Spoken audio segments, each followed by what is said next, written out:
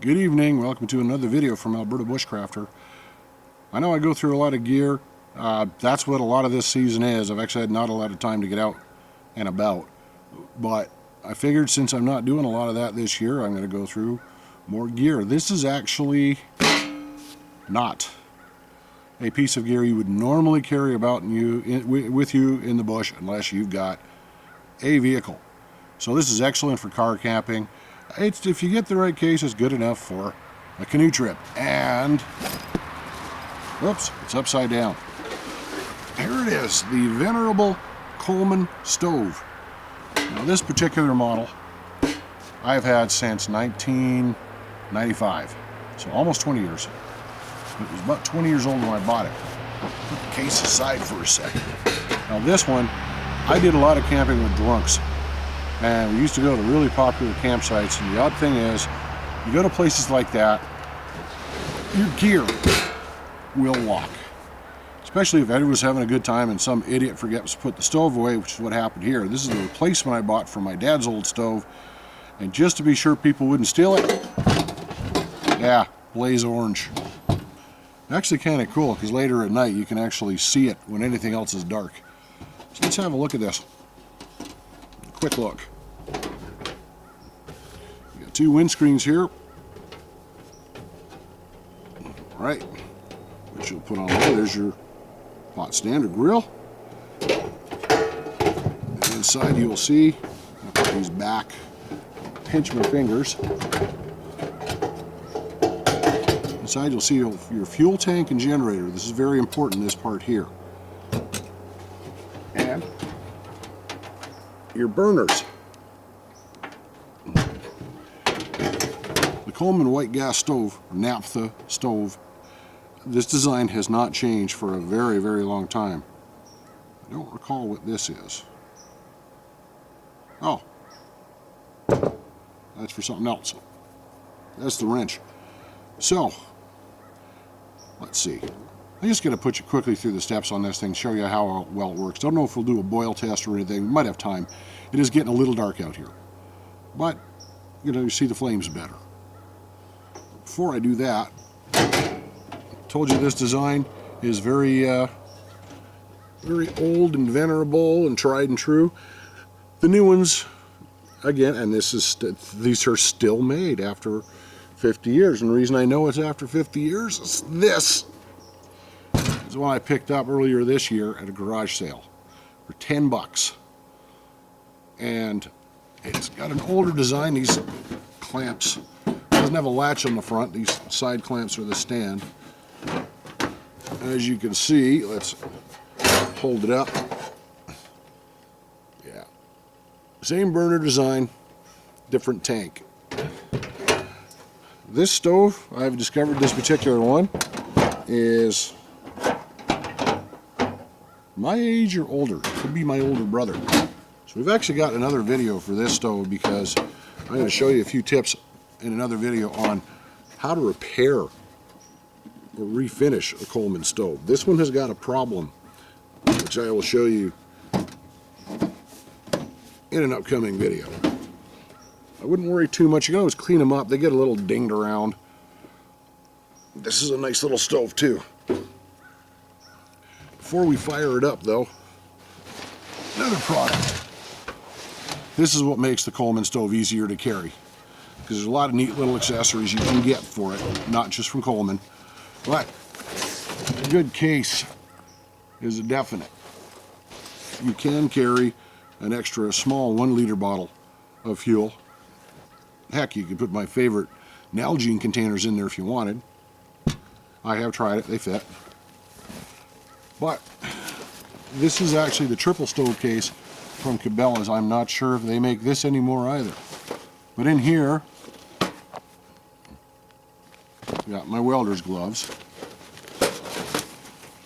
Classic accessory is the griddle.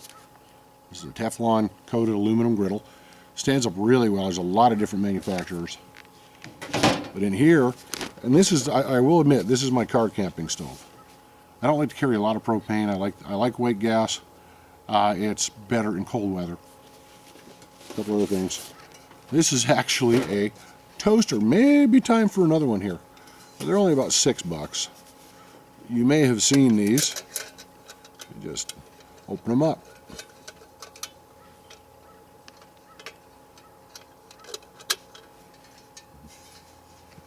As you can see, toast goes on there.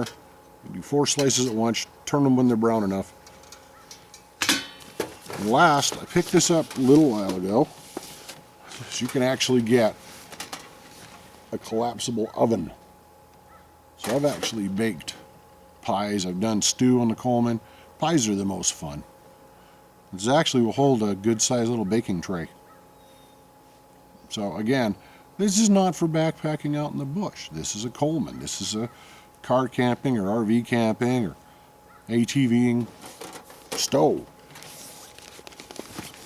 It's big, it's heavy, and it's heavy duty. So let's do a quick demo on how to fire these up. Now I decided not to fill it from the tank today, so I could show you why I like the Nalgene fuel bottle, which they don't make anymore. It's because it comes with a little friction fit funnel. It's got a hole on the end.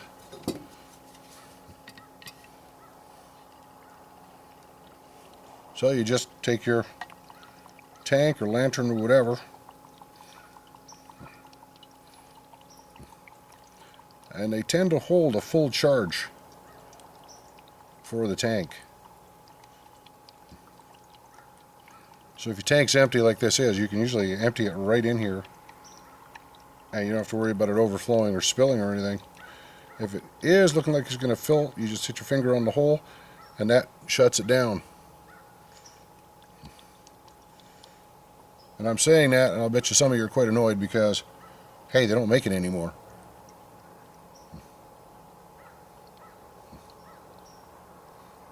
Just a few minutes here to fill it.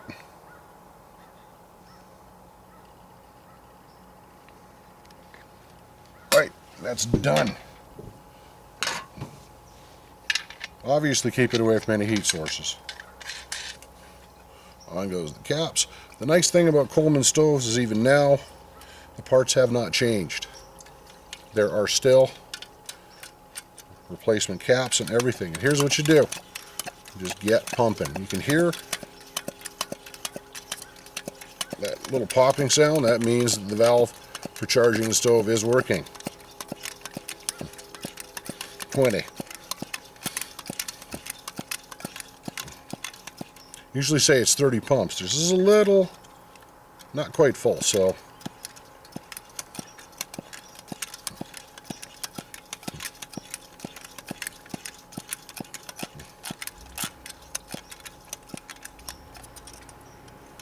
$50 ought to do it. Now if it is full, give it about 30 pumps. Follow the directions basically. Directions say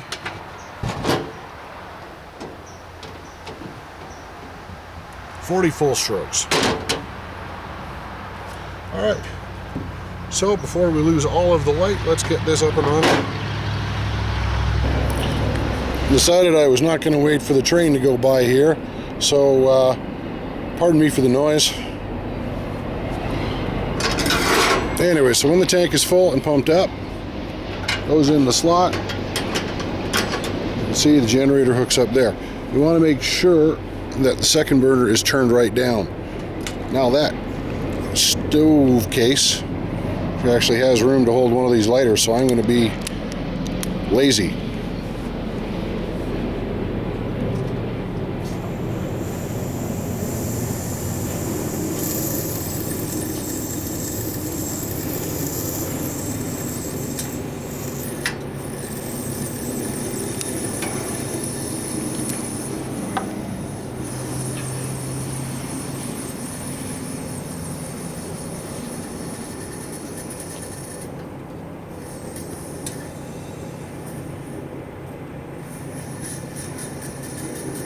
Usually takes a moment to flare off like that.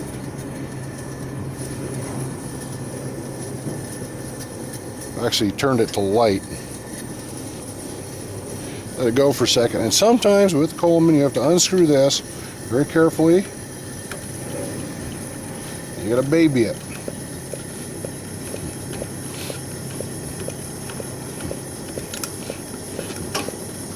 Another 20.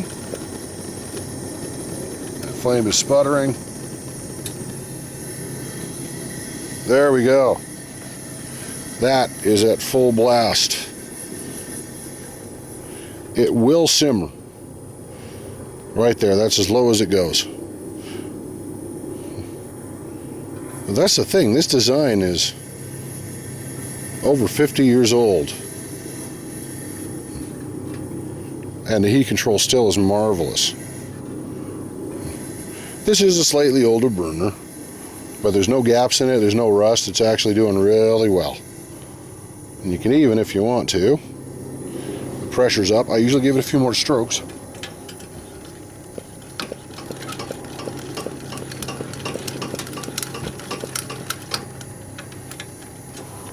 Around.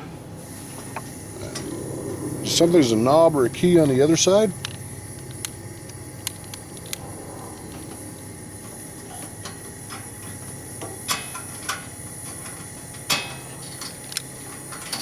There we go, the second burner, which you can't see too well, it relies on the first.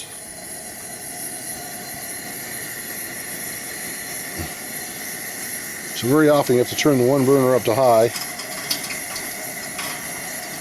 You turn the second one down.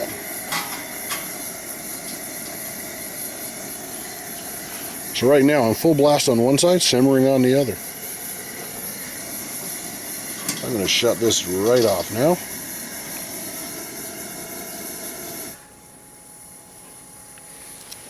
And there you have it. As with all white gas stoves, one thing to watch out for. When you turn it off, leave it alone. You can see it's actually, you may see it's off, it's actually glowing a little bit. That's because there is residual liquid gas in the generator, and that's why some people don't like the Coleman stove. But like I said, it's old school. So I'm going to leave that cool right off. I know it got dark all of a sudden, but it really got dark all of a sudden tonight. Anyways, thanks for watching. This has been a video on the venerable Coleman stove. Again, thanks for watching. This is the Alberta Bushcrafter channel. I'm Dean. Take care and good day.